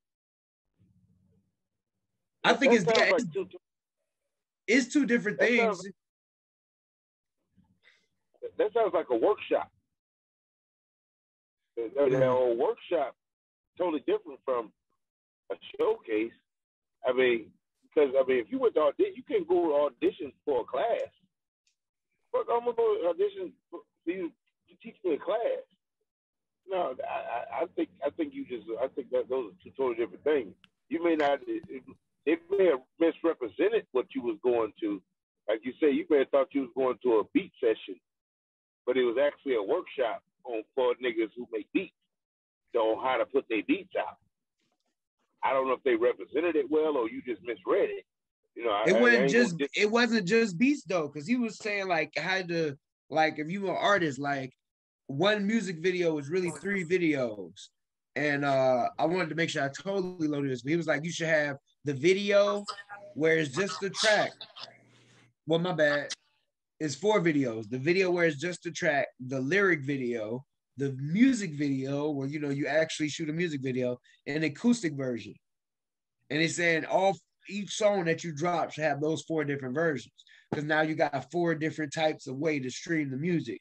And he was like, we got to quit looking at the music business as music business, and instead it's tech business. You are part of the tech. You are part of the reason people log onto their tech device and value yourself that way. I mean, it's just another way to look at things. And I'm curious how. It was a workshop. That's what it was. I mean, people do every day to figure out how you going to get a grant from the government. It's a workshop. I mean, people do that all the time. I mean, if you pay for it, you sign up for it, you sign up for it. Yeah, hell, $10 wasn't that damn bad. Shit, shit, most motherfuckers be trying to break your neck about that kind of shit. But that's just somebody just trying to say, give you his opinion on how to get into the music industry. That's different from a showcase saying, man, if you come out here, a lot of showcases say, well, there's a prize at the end of it. Such and such hours of studio time, developmental deal. You know, they had that bullshit developmental deal. What the fuck does that mean? And, you know, all this different kind of shit. But, I mean, it's just what you go into it for. But, I mean, I just think what you're talking about is totally different from what Lilo, you know, what she was doing. I think that's different between a workshop and a showcase/contest. You know what I'm saying? I don't know if there was is there a prize, Lilo? That's what I was wondering, yeah. No, not that I know of. Yeah, so that's a showcase. That's a showcase. I'm excited. When is the show, Lilo? I might be able to slide. I don't have the full date yet. Okay. I'm still. I guess if I get invited to do it, then they'll tell me all the other information. But I know it's in July. That's all. Should be July. That was the plan. Go up there, find some shit to get into. Tap in with my boy Chris Prince. So that nigga he's actually cool, bro. I follow that nigga on TikTok, and I only be on TikTok, but that nigga's low key kind of funny. That nigga's funny as hell. But yeah, I definitely is tapping into him. He he produces and shit. He makes beats, so I might link him with you next time, type shit. But all right, please cool. Do. But yeah, that'll be some shit we can get into. I got booked for Music Farm on the 30th. What the fuck is Music Farm?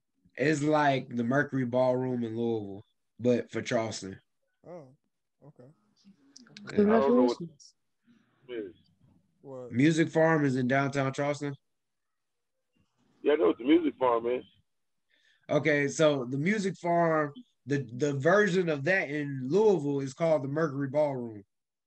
So the same way he didn't know what the fuck the Music Farm was, you don't know what the fuck the Mercury Ballroom is. So, but they the same shit in different cities. You doing the Mercury? I mean, some shit. The Music Farm was a different place back in my day than it was in your day. Oh, okay. At the Music Farm. Was Run DMC going to Mercury Ballroom? Was right before they was Run DMC? Were they going there, or were they already Run DMC? Nigga, I'm only 40, nigga. I ain't see Run DMC before they was Run DMC, nigga. Run DMC was one of the first rap artists. Nigga, oh, you think I am? Nigga was retired when I saw him. Well, look like this. Lucky Day just performed at Mercury Ballroom. But Lucky Day, I don't know, you know what I'm saying? He's in that medium tier, where it's like he might be here for the next 20 years. But major artists perform there. Major artists perform there, yes. Yes. Yeah, okay. That's okay. I was about to say, nigga, before they was Run DMC, nigga. But was Run DMC, you know what I'm saying? Like, what was the ticket? Because it's a different price for Run DMC. I was more than 79, nigga. No, I just listened to the Joe Budden podcast not 2 minutes ago, and they were saying, Joe Budden was like, how much does it cost to book Jack Harlow? And then DJ Drama was like, your price? He was like, no. If I was just a regular nigga off the street. And he was like, 6 figures and the first number ain't a 1. And I'm like, yeah, you not paying 6 figures and the first number ain't a 1 and having Jack Harlow at the Mercury Ballroom. You got to have him at the Kentucky Young Center, the Charleston Coliseum. If you're from Charleston, you can't have him at Music Farm. If you're gonna pay upwards of six figures, you're gonna have that in the Coliseum. So that's what I'm saying. Tell you something. For one thing you may not know, relating things to Charleston to me doesn't make any sense. I have been all over. Okay, I don't know why you keep referring stuff back to Charleston like that's where I've been. You know what a Young Center is? That's where I live. I went to more concerts away from Charleston. I know what you're talking about. Like, what are you talking about? I don't understand what you mean by if you're saying if you're paying somebody the amount of money that you're paying them, your venue has to be the size of where you send them to. Your ticket revenue sharing in that city has to be something that's what that city supports. I mean, you're doing something that's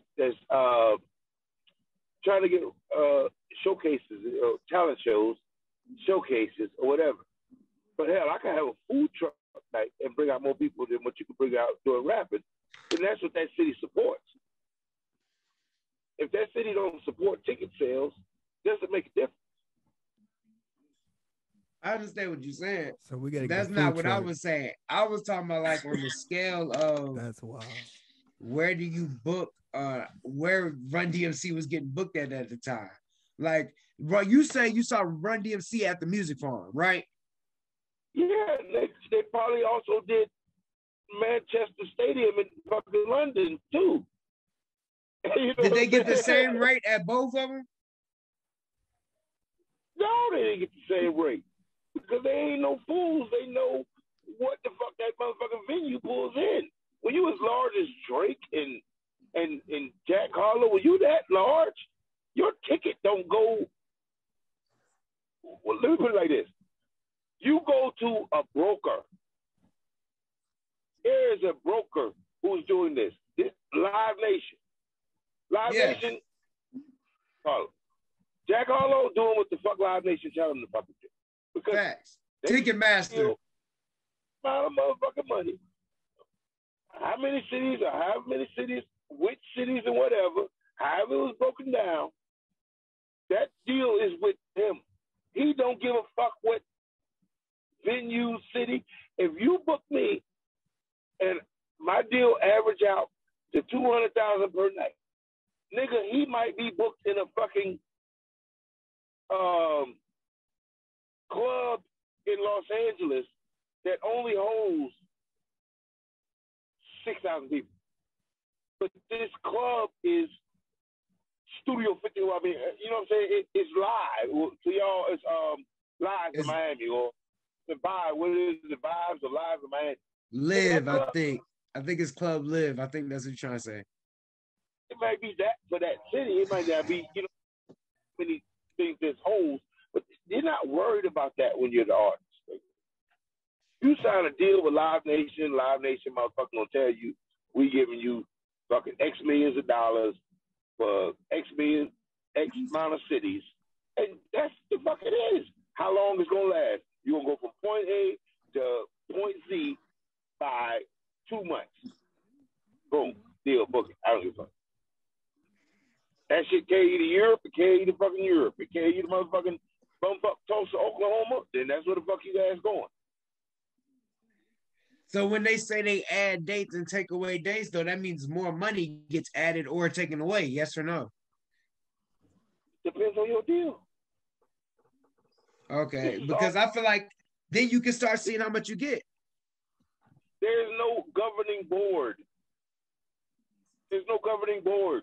That's why niggas get robbed. That's why niggas get shitted on. Because there's no governing board. It's what you negotiate. That's the same thing in life. If I come to your job and you work at your job and I come in, I make you $2 more than you, nigga, it's because I negotiated better than you when they hired me. It's the same thing. There's no governing board here. There's no standard. All right, so what about, this brings up the new topic.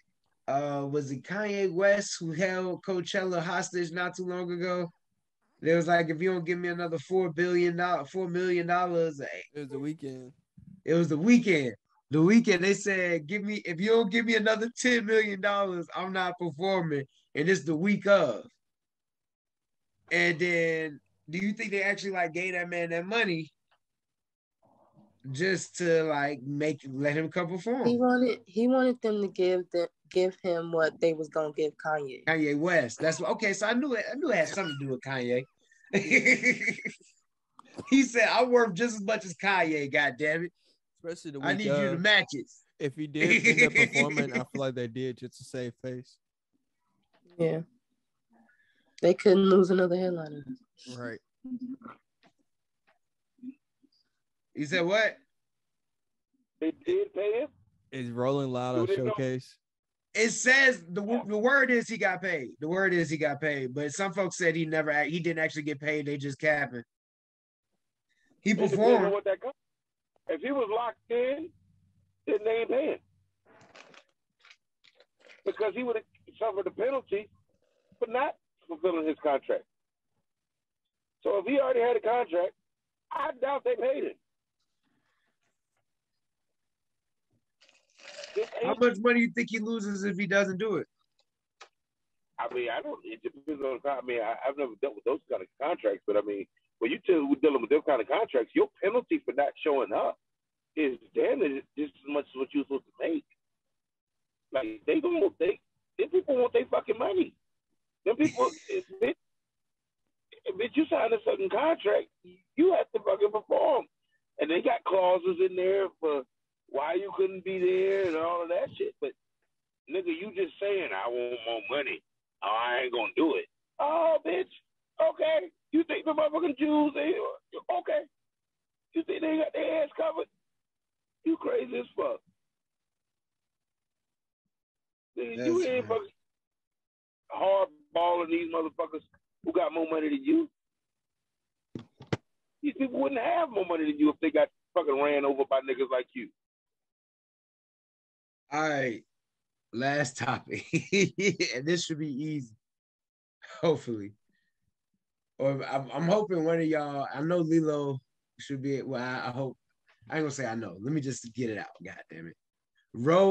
Is it Roe v. Wade? I want to make sure I say it right. Roe v. Wade. Roe v. Wade. How can something like this get overturned like this? And does it relate back to the not voting bullshit on our part? I'm gonna go ahead and go straight into it. Look, Winston's face is like, this is not what I want to get into tonight. But I want to be real. I want to know, like, how the fuck does this happen? Man, nigga, we need to do more politics on here. Nigga, go ahead. I just want to hear you ignorant niggas' views because you don't know shit. So go ahead. Well, I'm asking. Educate. That's what I'm here for. I'm educating. I know what Roe v. Wade is. What is you know, it's a woman. You know what I'm saying? I know what it is. But I'm saying, how can it go? How can this happen right now? Why is this possible? Because that's the law of the land. The law of the land say the Supreme Court judges if shit is constitutional or not. They deem it's not constitutional, then the decision goes out the door. It's not hard, but like you said, it goes back to not vote. So could they? All them want to vote for Hillary. All them bitches who didn't want to vote for Hillary realize, and if you didn't vote for Hillary and you standing out there talking about abortion rights right now, slap yourself.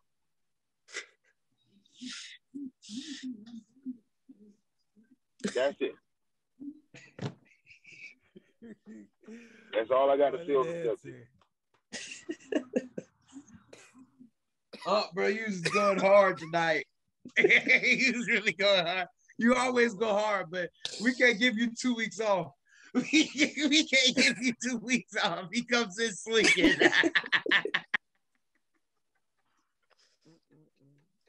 I'm serious. Slap yourself. But no, it's amazing. All right, so to be real with me now, could they go back and unabolish slavery? Like, at what? How far back can they go do this shit? I'm not trying to be funny, but like, how far back? Like, y'all laughing though, but like in my head, like, really? Is this, no, like, I get it. I get it. The part that you don't understand where it comes into where what's right and what's wrong is abortion was never codified by law. Okay, so that's why it's something that they would always bid at and always wanted to chip at, because it was only decided through a Supreme Court decision, Roe versus Wade. Did this person have a right? I can't remember the exact, don't get me wrong. It took a historian to, correctly break it down, but it boils down to there was never a law that said abortion legal. Never. There's never been a law that says you can have an abortion. What it was there was a law that said you couldn't have an abortion, and a motherfucker challenged it and won. What they're saying now is they're going to throw out that precedent, not by going back and reversing the Roe v. Wade decision, but by making a new decision that these people's shit is legal. Whatever they're saying is legal, it's constitutional. So therefore, it breaks the barrier for anybody else to do it. If you can get what I'm saying, if I'm describing it properly, you know what I'm saying, if you get what I'm saying. So what can be done, like the day they do it, actually right now, yeah, it could be done with the numbers, but it's not, because so many people are paying. But let me get it out first before I go to that part. What could be done is there could be a law passed tomorrow. Democrats could go in there tomorrow before the judgment even come down and say abortion legal in all 50 states. They could do that before this supposed judgment even come down, and all that shit will be null and void. Motherfucking abortion be legal in all 50 states. But what's done happened over the years has been perverted so much, and people thought it'd always be protected. It would always be protected. Was not. Done got to is Democrats done pandered their way into office, trying to be both sides of it. Like, even, you know what I'm saying? I'm Catholic, but I kind of, I kind of decide. But I'm Catholic, so that's not my decision. But my decision wouldn't be to have an abortion. So there's a lot of them that's not with abortion either. But every other, so they wouldn't pass that tomorrow. Right now, they would not pass that with just Democratic votes. They could, but it wouldn't pass. It wouldn't pass because people playing both sides of the damn argument. So to relate that back to my second question, which may sound ignorant, but how much can they go back, reverse, and undo laws and shit like that, to where at one point people were 3/5 of a person and considered property? Can that happen again? And I'm not trying to be facetious and extreme here. Laws. That's why elections matter, because laws is where the barrier is. When you talk about, you ever heard somebody say they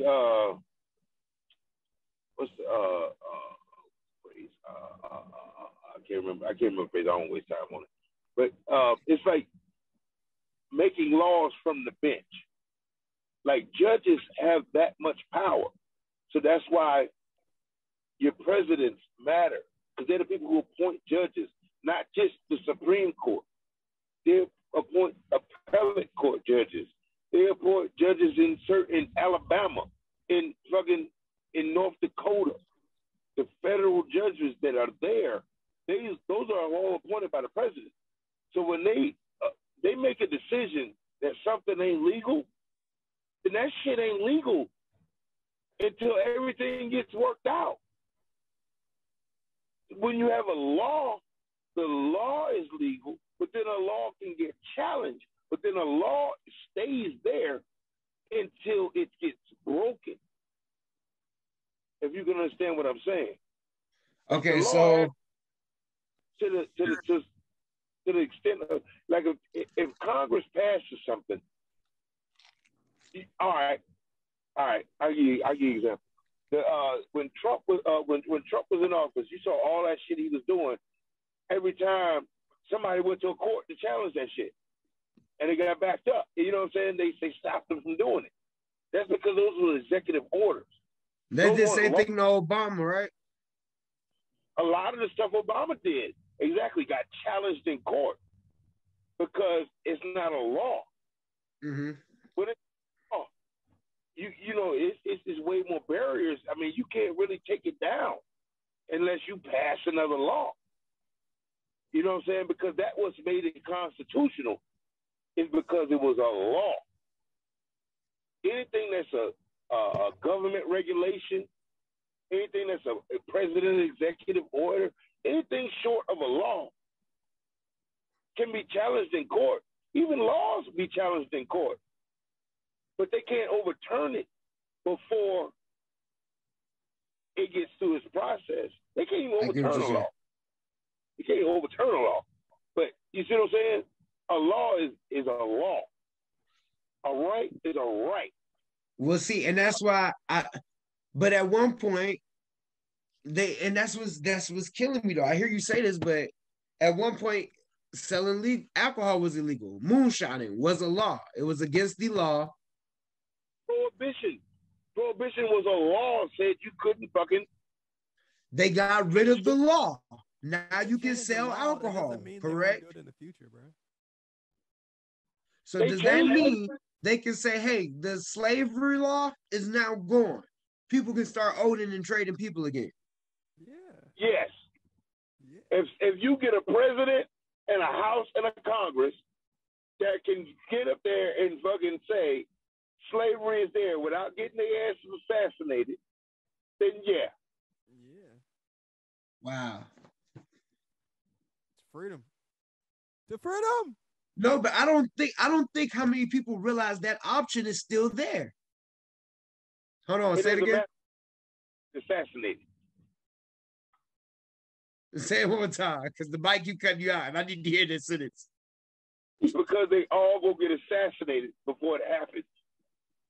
That's why it's not going to happen.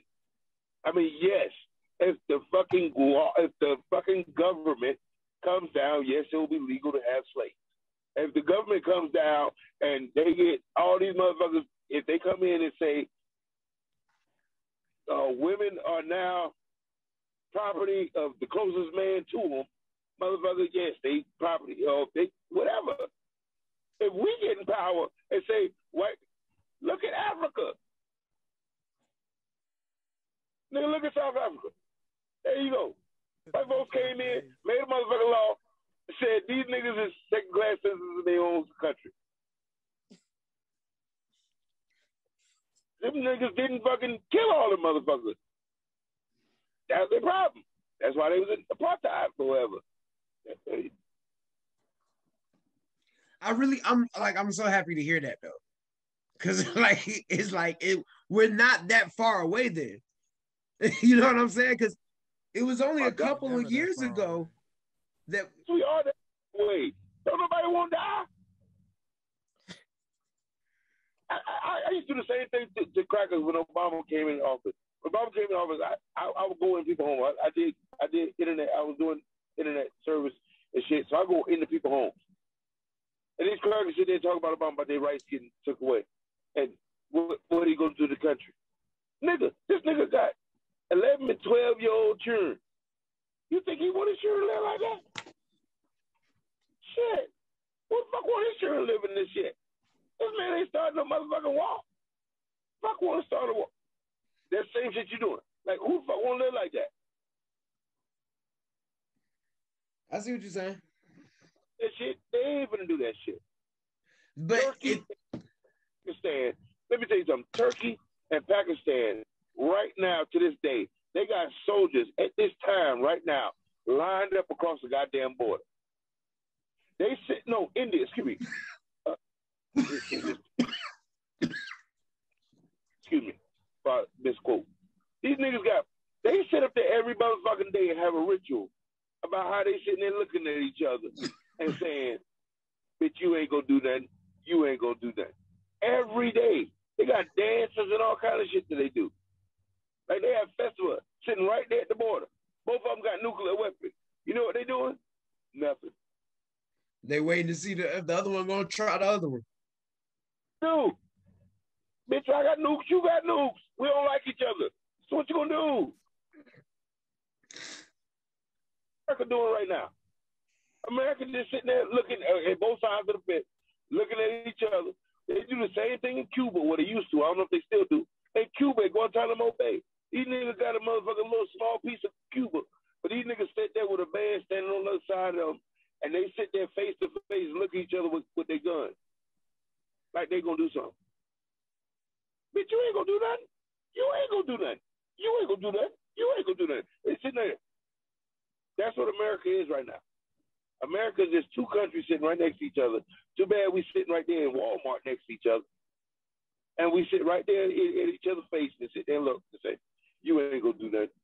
Because you ain't gonna do nothing. Because who wanna fuck it up? I don't wanna fuck my life up. I still wanna go to work tomorrow. Everybody still wanna go to work tomorrow. Hey, and that's why don't nobody fuck with South Korea, because they know that nigga don't give a fuck. Talking about North Korea. Is it Kim Jong-un? What's that nigga name? He don't give a fuck, Eric. His people ain't got no work tomorrow. Them motherfuckers hungry over that bitch. He willing to risk it all. Free North Korea, man. Bitch. That bitch barely got lights over that motherfucker. Free North Korea. But I'm just saying, that's all I'm saying, man. When you sit there and think like, oh, what they gonna do, they gonna come back and get us. And that's the same thing they saying to their people, though. We sit there and see how preposterous that is.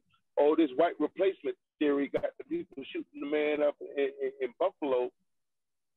You know, and we ain't speaking on that. Which, prayers to the people there. And that's we would get into more of these kind of subjects. But other than fucking Jack Harlow and stupid shit, but what I'm saying is they got this white replacement theory, and black people, we've been doing that shit. We're doing the same thing. We're doing the same thing. We standing in front of the fence, doing the same thing they doing, saying, oh, like you said, oh, they gonna come back and get slavery. Man, you tell the wrong motherfucker they come back to get slavery, nigga be out there. Nigga, the shit that happened in Dallas, we don't speak about that.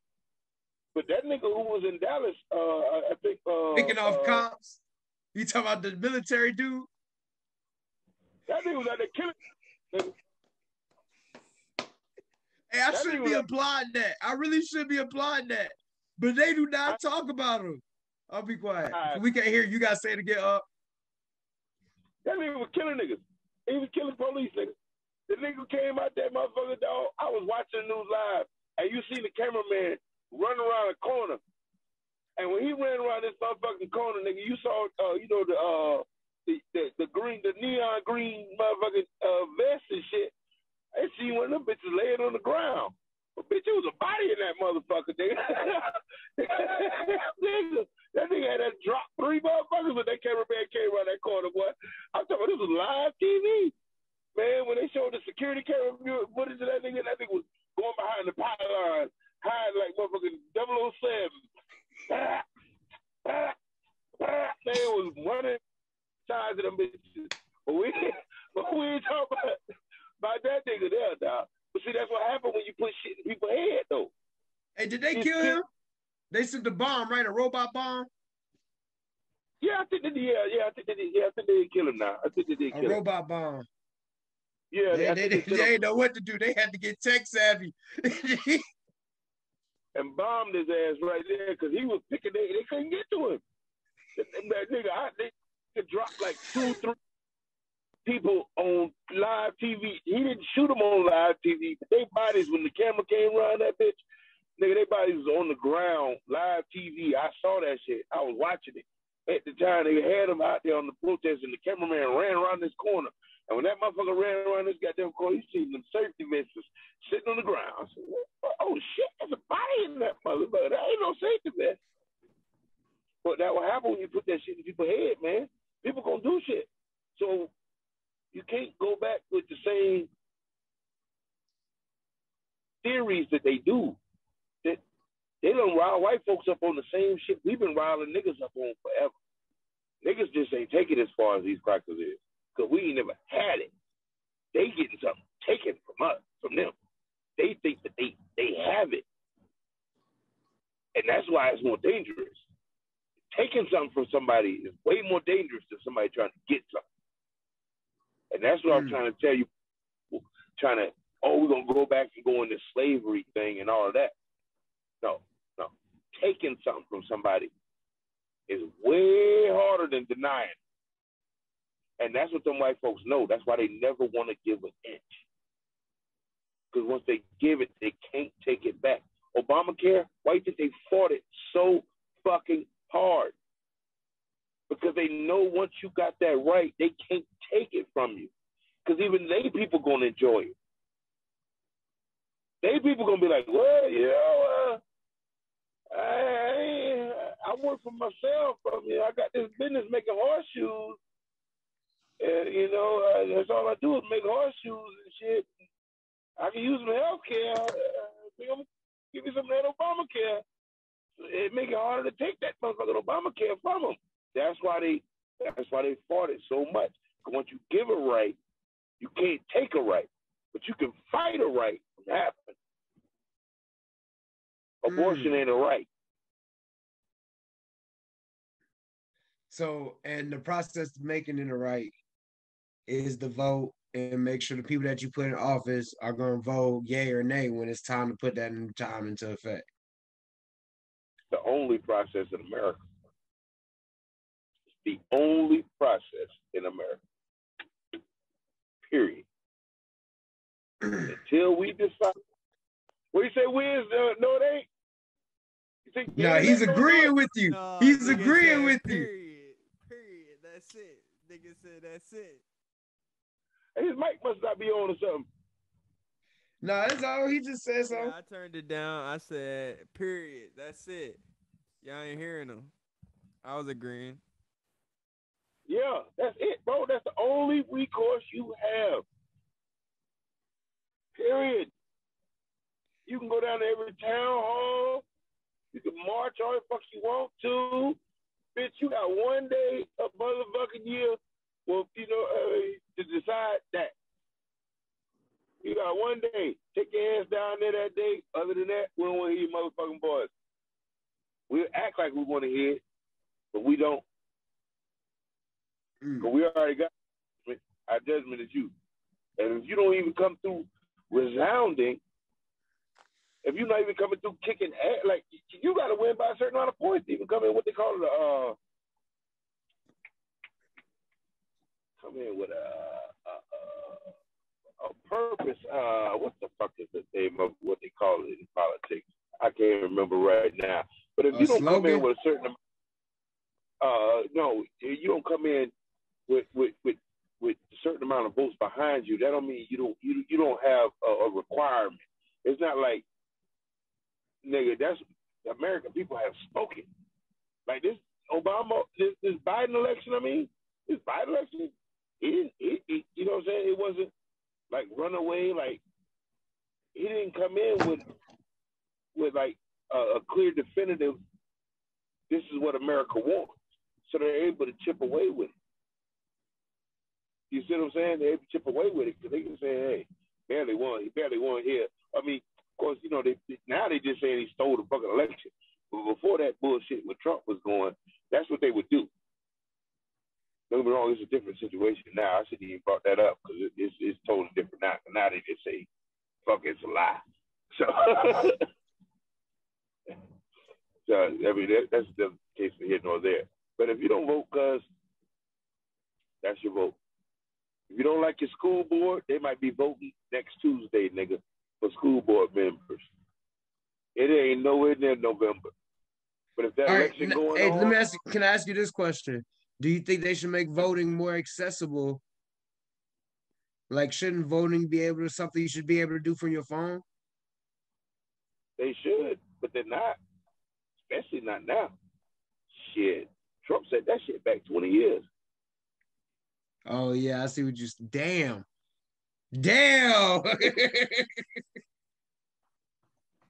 Hey, you can get Trump a passport with your phone, but you can't vote. 90%. That's 90% of why they did that shit. Because they know these motherfuckers is going to turn this shit into fucking easy access voting. And they don't have more people. They have more people who are willing to vote. But if you made it to where every motherfucker could vote on their phone, nigga, they wouldn't be a Republican in this country. Hey, that might be true. That might be so. They would be so shook if niggas had to vote on, like, you didn't have to show nobody. Like, if you really could just registration for voting.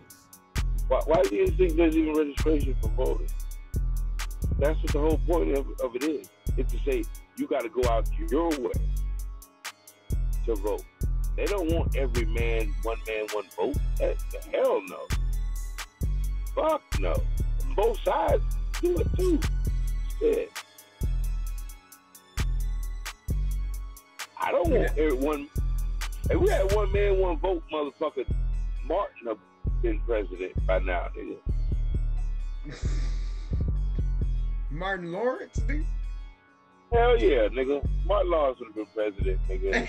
I was like, Martin Luther King? Which Martin are you talking about, nigga? A few Martins could have been president.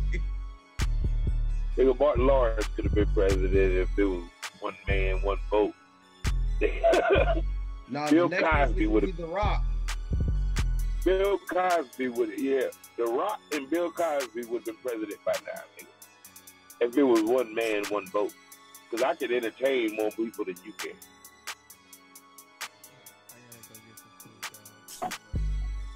Then there ain't no power structure. You don't have to kiss my ass to get to be president. Well, you got to kiss my ass. Well, hold on. What's the difference between a Donald Trump, a Rock, and a Bill Cosby and a Martin Lawrence? Like, Donald Trump going the same category as them niggas to me. Because Donald just perfected something. Because what Donald Trump did was unprecedented. And he perfected something. The president did something unprecedented. All right, look, I gotta get some food, guys. I gotta get out of here. We now finna compare Donald Trump to Martin Lawrence and the Bill Rock. Cosby and to Rock. Right now, nigga, y'all tweaking. Hey, I like the politics talk, nigga. I'm finna get some politic topics, nigga. All right, bet. Definitely. Look, he's not with it. He's not with it. Definitely bet. We'll put it on there. Close this out, nigga. All right, bro. This has been the podcast, man. I appreciate y'all tuning in with us. Gang shit, no way. Wow, gang.